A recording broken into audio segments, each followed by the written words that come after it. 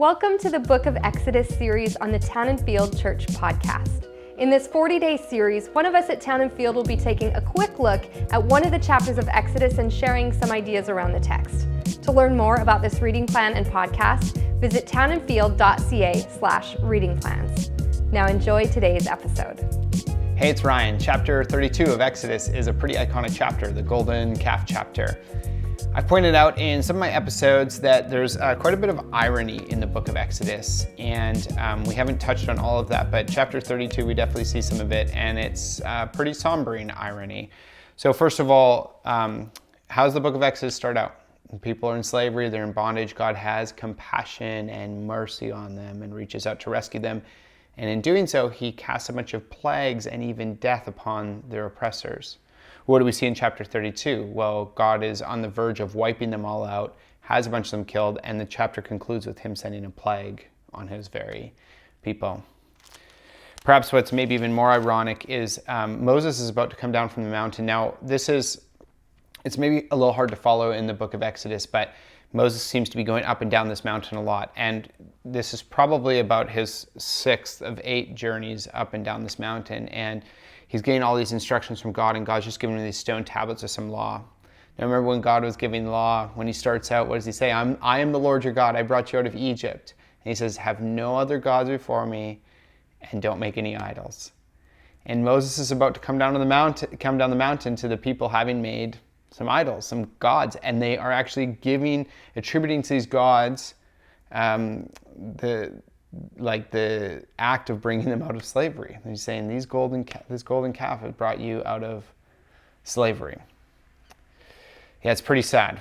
So Moses is up on this mountain, and God knows that the people are down there, and they've created this golden calf, and they're worshiping this golden calf. And Aaron, this priest who just got consecrated, or is supposed to be leading these people spiritually and helps them stumble into this sin.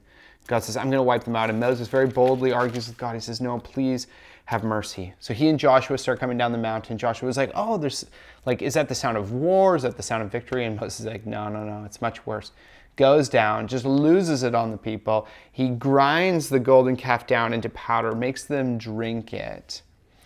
Now, I mentioned this this fits in really well some of our Sundays online as we're talking about Matthew, the not normal kingdom. I've talked about this a bit. What's going on here, I think a lot of what's at the heart of this sounds really weird, this golden calf, but this is pretty normal practice in the cultures around them, in Egyptian and Canaanite culture, to represent their god by a calf or a bull. And what has happened is that the people have just slipped into the normalized practices of the world around them. We can look at this and be like, oh, we'd never worship a golden calf. But listen, and we do this all the time. We continue to struggle with this. God calls these people stiff-necked, and that's us. We're stiff-necked. How often do we make the actions of our cultural normals into noble things so we can excuse that, so we don't have to stand out, so that we don't have to be different than the world around us? How often do we not share the gospel, not share our faith because we say, well, we don't want to offend anyone? Do you read anything in this book about the goal being not to offend anyone? I mean, Jesus offended people everywhere he went.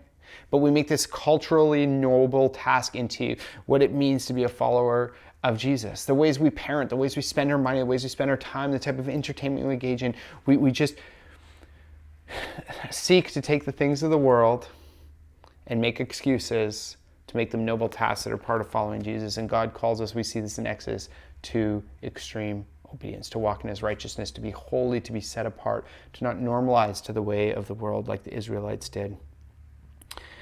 And I love Aaron. It's almost hilarious. In verse 24, I told them, whoever has any gold and jewelry, take it off. Then they gave me the gold, and I threw it into the fire, and out came this calf. It's like a little child making an excuse. I did this, and this just happened. It's almost hilarious. It's really sad. Here's Aaron, supposed to be a leader. The best leaders take responsibility for what's not going on around them, and they look at themselves first. But Aaron, he's a terrible leader, and he points his fingers at others. And that's what bad leaders do, is they blame others, and they point the finger. All of us, we're not all Aaron, we're not all priests, but we're called to be leaders in the kingdom of Jesus. And that means being set apart from the world. That means walking in his footsteps. It means with no excuses, not pointing our finger at the world around us, figuring out what it means to be faithful and to worship him. remember, He is the Lord our God that brought us out of slavery in Egypt. He is the Lord our God that brought us out of bondage to sin. He is the Lord our God who is enough and is worthy of our worship.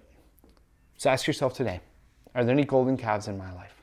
Am I making excuses? Am I normalizing to the world around me? Or am I being solely devoted to the God of Israel, the God that rescued them, the God that rescued me from my sin, and the God that continues to lead me and love me?